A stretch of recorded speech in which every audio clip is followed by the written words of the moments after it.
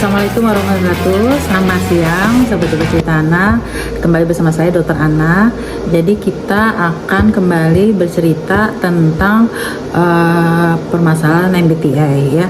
Aku udah beberapa kali sih spill gitu ya, bahwa aku tuh suka banget dengan pelajaran atau mempelajari hal ini gitu ya. Nggak pelajaran sih ya, sebenarnya lebih kayak, kan MBTI itu aku udah pernah cerita ya, setelah dipelajari itu kan sebenarnya dia pseudoscience gitu ya. Pseudoscience itu masih belum bisa dibuktikan secara ilmiah, artinya dibuktikan secara saintifik. Tapi mungkin teman-teman dari psikolog, psikiater atau yang belajar tentang psikiatri yang kita sebut sebagai psikiater atau teman-teman psikolog mungkin bisa kasih pendapatnya juga di kolom komen, apakah memang bisa dianalisis secara ilmiah atau tidak gitu. Beberapa jurnal sih aku baca ternyata ada juga gitu manfaatnya kita mempelajari ini. Nah, karena aku tuh suka banget belajar ini, jadi aku menghubungkan permasalahan ini dengan dunia aku atau kedokteran gitu ya. Dunia kedokteran ataupun dunia bidang lain mungkin akan beda ya gitu. Kalau kalian pernah merhatiin aku jelasin bahwa kalau dari pembagian atau klasifikasi dari MBTI itu kan ada 16 tipe kepribadian. Ayo sampai sekarang kalian udah tahu belum kalian tipe kepribadiannya mana? Maksudnya kalian iseng-iseng aja ya. Terus teman-teman aku bilang, kok kadang-kadang aku berubah-ubah ya mbak gitu ya. Kata analisisnya sih ada yang mengatakan bahwa bisa jadi ada yang mengatakan tuh artinya mengatakan bahwa bisa jadi pada saat kalian mengisi, kalian tidak mengisi berdasarkan sebenarnya diri kalian, tapi kalian mengisinya berdasarkan apa yang kalian inginkan. Misalnya kadang akurasinya jadi rendah juga mungkin ya, karena kan kita mengisi berdasarkan persepsi kita sendiri gitu loh. Jadi bukan kayak misalnya yang objektif atau yang benar-benar pasti seperti ilmu kedokteran, seperti kita periksa tensi, itu kan pasti itu karena alat yang periksa. Tapi kan ini kan berdasarkan persepsi kita sendiri atau berdasarkan pemikiran dari orang yang sedang melakukan tesnya. Nah, aku mau lanjutin lagi nih, apa yang bikin aku ngerasa itu menarik dan bisa ada hubungannya dengan dunia kedokteran atau dunia pendidikan. Jadi kalau yang dari pembagian itu ternyata dari 16 kepribadian itu bisa beda-beda pemikirannya. Ada orang-orang yang tipikalnya bahasanya aku bilang orang-orang realistis. Orang-orang realistis itu secara mudahnya ya, mereka akan melihat segala sesuatunya selalu objektif gitu. Terus dia selalu memandang segala hal itu harus berdasarkan adanya data-data atau bukti-bukti.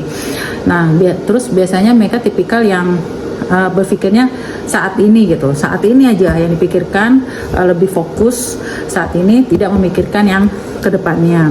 Nah, terus kalau pembagian yang lainnya itu adalah orang-orang yang menurut aku ya, asumsi ya, aku lihat dari aku baca-baca tipe-tipe kepribadian 16 itu adalah orang-orang yang idealis.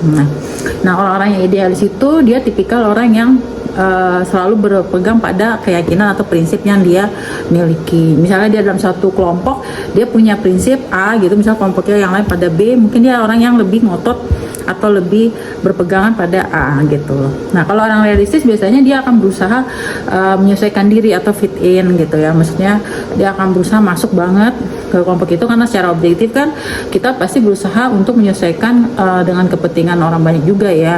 Nah, biasanya orang realistis gitu. Tapi kalau orang idealis dia akan tetap berpegang teguh pada prinsipnya atau keyakinannya. Sebenarnya bukan masalah salah benar nih, cuman bagaimana cara mereka bersikap atau mengambil keputusan dalam dalam suatu kelompok misalnya. Nah, kalau yang aku lihat bahwa dari tipikal yang idealis sama orang yang realistis itu ada yang perpaduannya itu yang ada irisannya gitu. Nah, yang orang irisannya itu biasanya bisa mereka memahami dua kelompok itu, ada yang idealis, ada yang realistis, dan sebenarnya orangnya adaptif gitu ya. Yang paling gampang beradaptasi justru adalah beberapa kelompok yang bisa memahami keduanya. Makanya biasanya tipikal mereka itu justru disarankan misalnya kalau profesi itu misalnya menjadi orang-orang yang bekerja di bidang sumber daya manusia, terus pendidikan, guru misalnya, terus psikolog, psikiater. Nah, itu mereka tuh biasanya adalah INFJ, aku udah bilang, terus INFP, terus ENFJ gitu, ENFJ gitu ya. Nah, kalau orang-orang yang realistis itu biasanya kodenya memang sensing gitu ya. Yang sensing itu yang pakai data gitu. Misalnya mereka biasanya kerjanya tipikal kayak orang administrasi, orang hukum, yang bekerja di bidang bagian hukum, terus tipikal data-data ya, data-data mungkin lebih cenderung kayak IT atau apa. Nah, masalahnya orang idealis pun juga pasti juga bisa beradaptasi. Jadi kadang-kadang hal seperti ini nggak mungkin selalu hitam putih gitu loh. Kalau kita bisa lihat bisa jadi ya areanya banyak area yang abu-abu. Terus apa hubungannya sama dunia kedokteran? Nah, ini justru menariknya ya. Kalau kita berada dalam bekerjasama, nggak hanya di dunia kedokteran ya, misalnya di semua bidang, kita kan bekerjasama dengan berbagai macam karakter orang. Nah, ketika kita bekerjasama dengan berbagai macam karakter orang, terutama di dunia kedokteran, maka kita akan berusaha untuk profesional. Nah, profesional itu artinya kita akan berusaha untuk melakukan yang terbaik kalau di dunia kedokteran untuk terbaik bagi pasien kita. Artinya kita akan berusaha fit in, mau apapun kepribadian kamu mau MBTI apa, kamu mau introvert atau kamu mau extrovert, kamu pasti akan mengusahakan yang terbaik bagi kepentingan pasien. Nah, itu kan juga termasuk dalam kode etik dari seorang dokter. Nah, jadi kamu nggak ada alasan ya, oh saya nggak mau komunikasi karena saya ini orangnya introvert, nggak ada. Itu maksudnya secara teoritis dan secara etik memang kita diharapkan berusaha untuk menyingkirkan kepentingan kita untuk membantu pasien kita kan. Nah, secara teoritisnya seperti itu.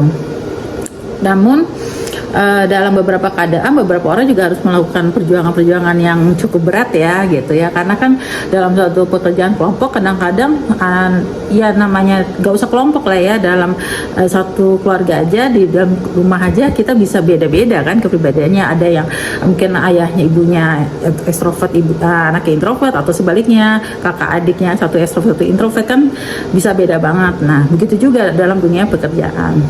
Sehingga aku mikir gitu loh, bahwa sebenarnya yang paling penting selain kita mengenal diri kita sendiri adalah kita mengenal partner kerja kita atau kelompok kerja kita. Nah, kalau dalam partner kerja atau kelompok kerja, kalau menurut aku yang ya, istilah profesionalisme, dan ini bisa jadi kalian mau setuju atau nggak setuju, itu hak kalian gitu ya. Ya, kita pasti akan berusaha untuk lakukan yang terbaik untuk kepentingan pasien. Apapun itu, dengan siapapun itu, MBTI-nya apapun itu, kita pasti akan melakukan yang terbaik dan mengharapkan seseorang juga melakukan yang terbaik. Nah, orang-orang yang seorang dokter ya, kalau kalian biasa lihat Bapak Ilmu Kedokteran itu kan Hippocrates. Terus aku iseng-iseng dong googling gitu ya. Ternyata dari beliau lah istilah pembagian 4 kepribadian yang aku pernah terangin dulu gitu loh, sanguinis, koleris, melankolis, dan pragmatis. Berarti kan memang ada area-area di mana beririsan gitu antara ilmu kedokteran dengan ilmu lainnya gitu ya, seperti seperti Hippocrates ini, bahwa Hippocrates itu dia selain seorang filsuf, dia juga seorang dokter, dan dia juga memikirkan permasalahan tentang 4 kepribadian dari manusia itu yang akhirnya jadi dasar pembagian MBTI. Walaupun kalau kita pelajari lagi, MBTI itu sebenarnya yang menemukan idenya itu dia bukan seorang psikolog dan bukan seorang psikiater gitu loh. Nah, cuman ya itu bikin aku makin tertarik gitu, bahwa sebenarnya manusia kan nggak sesederhana hanya pasti dia A dan pasti dia B gitu loh ya. Nah, ada area-area abu-abu. Nah, cuman kita harus pahami juga loh bahwa setiap orang itu punya akar atau latar belakang dirinya masing-masing, yang kadang-kadang kalau di dalam suatu pekerjaan ya dia nggak akan memperlihatkan itu semua gitu loh, karena kan memang dalam pekerjaan kita dituntut yang mengerjakan yang sebaik-baiknya dengan standar yang tertinggi kalau di dunia kedokteran. Nah, makanya dalam suatu komunitas adalah namanya aturan-aturan. Kalau di dunia kedokteran itu ada namanya etika kedokteran. Jadi apapun kepribadian kamu ya kamu tetap harus menunjukkan sisi profesionalisme, sisi profesionalnya kita dalam suatu pekerjaan. Ya itu ya makanya dibentuklah ada yang namanya sumpah dokter, ada namanya etika kedokteran. Ya kamu nggak bisa lepas dari itu semua gitu loh. Berusaha untuk melakukan yang terbaik yang mampu kamu lakukan apapun 16 kepribadian kamu itu. Nah, terus aku kaget, terus aku baca jurnal gitu loh. Ada, aku lupa ya nama jurnal. Kalian coba cek gitu ya. Kalian aku baca jurnal. Terus ternyata kalau yang justru yang jago-jago nih kalau urusan medis, terus melihat hal-hal detail, sebenarnya yang data justru orang-orang sensing gitu loh. Orang-orang yang kode keduanya tuh S. Maka mereka kalau salah nyebut antara SFP atau STP gitu, aku lupa. Karena aku bacanya kan sambil belajar yang lain-lain juga ya. Nah, tapi orang-orang yang intuitif itu mereka jago sekali untuk mengkomunikasikan sesuatu hal gitu ya, mengkomunikasikan atau membaca atau menganalisis keadaan dari pasiennya. Jadi aku baru mikir ya, maksudnya menganalisis keadaan pasiennya itu secara abstrak ya. Jadi kalau orang sensing itu dia ngelihat data, misalnya kamu kasih data pasien tensi sekian, nadi sekian, misalnya pemeriksaan fisiknya sekian, dia bisa tuh cepat untuk bisa ngambil oke, ini diagnosis ini, tindakan ini. Mungkin dia tipikal orang yang eksekutor ya, jadi cepat untuk mengambil suatu keputusan. Nah, tapi kalau orang-orang yang kode keduanya N atau intuitif, dan di jurnal itu dikatakan mereka tuh biasanya dari hasil penelitiannya dan itu ada statistiknya, mereka akan sangat cocok berhadapan dengan masyarakat. Artinya cara mereka bicara atau menyampaikan data-data tersebut dan menganalisis apakah ini layak disampaikan mungkin ya, terus atau apakah ini enggak nih, ini datanya kayaknya nggak sesuai dengan keadaan pasien yang sebenarnya misalnya. Nah, itu orang-orang intuitif tuh lebih kuat. Jadi sebenarnya nggak ada tipe kepribadian yang khusus. Pasti ya kepribadian yang ini lebih jago untuk jadi dokter, dan kepribadian yang ini kurang jago untuk jadi dokter. Sepertinya itu bukan sesuatu hal yang signifikan, tapi ada area-area tertentu yang memiliki dari kepribadian itu yang memiliki kelebihan. Kalau dia jadi dokter, dia kelebihannya di bagian yang ini. Kalau dia jadi dokter, dia kelebihannya di bagian itu. Nah, cuman dari situ aku baru paham kenapa kalian nggak bisa sebenarnya maksain. Kenapa kalian, bukan hanya kalian sih, kita termasuk aku, maksain untuk jadi orang lain tuh buat apa gitu loh. Jadi kayak mungkin juga bisa sih, tapi mungkin butuh waktu lebih lama dan perjuangannya jauh lebih berat ya.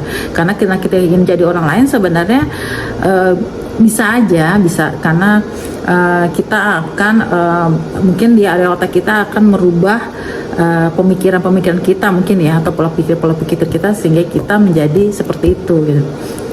Tapi nyaman gak sih sebenarnya? Itu yang aku berusaha untuk memahami manfaatnya gitu. Nah, balik lagi nih di dunia kedokteran. Nah, di dunia kedokteran itu ada hal-hal yang ibaratnya diyakini, misalnya kita harus berusaha yang terbaik, kita harus menjaga ya sesuai dengan semua dokter aja lah gitu ya, memberikan penghormatan sebesar-besarnya kepada guru-guru kita, kepada teman sejawat kita. Nah, itu kan sesuatu yang diyakini ya. Nah, ketika sesuatu yang kita yakini itu tidak kita lakukan sebenarnya, nah aku baca lagi ternyata itu ada yang disebut dengan disonansi kognitif ya. Disonansi kognitif itu apa? Bahwa apa yang kita lakukan tidak sesuai dengan kita yakini gitu ya. Apa yang kita lakukan artinya bisa juga yang aku lakukan gitu ya. Misalnya aku yakin bahwa berbuat baik itu A gitu ya. Yang aku yakini itu dalam hati seperti itu, tapi aku lakuin itu B gitu loh. Itu namanya disonansi kognitif. Nah, kalau semua orang dalam satu komunitas gitu ya, dalam semua orang melakukan dalam satu komunitas meyakini bahwa yang baik itu A, dan ada satu orang yang melakukan itu B, kan pasti kan akan terasa aneh dalam komunitas itu. Oh, kok ini ngelakuinnya B ya, padahal yang baik itu A. Nah, makanya ketika seperti itu kan pasti akan ada ibaratnya tanda kutip akan ada kesadaran kolektif, sadar bahwa oh nggak boleh kayak begitu ya, hal seperti itu. Nah, tapi ketika dalam satu komunitas meyakini itu yang baik itu A ya, terus ada yang melakukan sesuatu hal yang B, lalu semuanya nih menganggap bahwa yang B itu nggak apa-apa, biarkan saja gitu, kita terima bahwa itu masih bisa ditoleransi, maka orang-orang yang meyakini A tadinya akan merubah perilakunya ya. Jadi dalam disonansi kognitif itu apa yang diyakini ketika terjadi sesuatu hal yang diyakini tidak sesuai dengan apa yang ketika sesuatu hal yang terjadi atau yang dilakukan tidak sesuai dengan apa yang diyakini. Ada dua sih sebenarnya, aku kalau nggak salah juga ada tiga, cuman yang aku ingat itu ada dua yang dilakukan. Pertama adalah kita akan mencari pembenaran bahwa hal itu dibenarkan. Yang kedua, bahwa kita akan berusaha merubah perilaku. Nah, ketika kita menerima gitu ya, menoleransi hal ini bahwa itu nggak apa-apa kok gitu. Akhirnya semua yang di kelompok yang tadi meyakini yang baik itu adalah A, bisa jadi lama-lama berubah gitu ya, berubah kelakuannya dan menjadi sesuatu yang tidak diharapkan gitu, yang tadinya tidak diyakini jadi diyakini bahwa yang B itu nggak apa-apa, baik. Ngerti nggak? Gitu. Nah, itu sebenarnya paling sederhana adalah secara logika ya. Misalnya kamu punya air nih, kamu ambil air segelas, terus kamu taruh nih ya, taruh warna hitam, tinta warna hitam di gelas kamu. Lama-lama kan pasti satu tinta warna hitam itu akan bikin warna gelas itu jadinya hitam atau minimal akan lebih keruh. Kalau kamu mau itu tetap keruh ya biarin aja gitu ya, keruh ya, akhirnya semua orang melihat bahwa gelasnya keruh bukan warna putih lagi. Nah, bagaimana supaya warna jadi kembali putih? Maka harus ada masukan kita masukkan lagi air warna putih supaya warnanya kembali menjadi jernih. Jadi harus kita masukkan air warna putih itu, atau minimal kita harus yakin bahwa ini keruh, jadi nggak boleh yang warna keruh ini diminum. Selesai. Jadi itu kayak kita tuh udah hukum alam. Jadi bahwa kalau kita sudah menoleransi bahwa yang keruh ini boleh diterima, ya akan terus menerus bahwa semua orang akan menganggap bahwa yang keruh seperti ini ya bisa diterima gitu. Nah, hal seperti ini sih menurut aku itu sesuatu hal yang justru logis ya gitu ya. Menurut aku itu suatu hal yang logis. Makanya Hippocrates itu kan sebenarnya menurut aku aku itu orang yang sangat beliau ya pasti jelas cerdas, tapi cerdasnya itu benar-benar sangat cerdas, karena sampai membuat suatu sumpah yang sangat sakral, karena mengetahui bahwa perilaku itu sangat ditentukan juga oleh apa yang diyakini oleh orang tersebut, dan harusnya juga menjadi suatu dasar yang digunakan bersama untuk menjadi pedoman gitu ya, pedoman yang digunakan dalam pekerjaan, apalagi kita menyebutnya sebagai pekerjaan yang profesional. Itu sih sederhananya. Nah, dari sekian diskusi kita kali ini, mudah-mudahan ada yang bermanfaat untuk kalian. Ambil sisi positifnya. Kalau ada yang kalian nggak setuju atau mungkin kalian mau kasih pendapat, kalian punya hak untuk menyampaikan pendapat di kolom komentar, tapi tolong sampaikan dengan hal yang positif supaya kita tetap bisa berbagi konten yang positif dan edukatif di channel YouTube Ceritana. See you.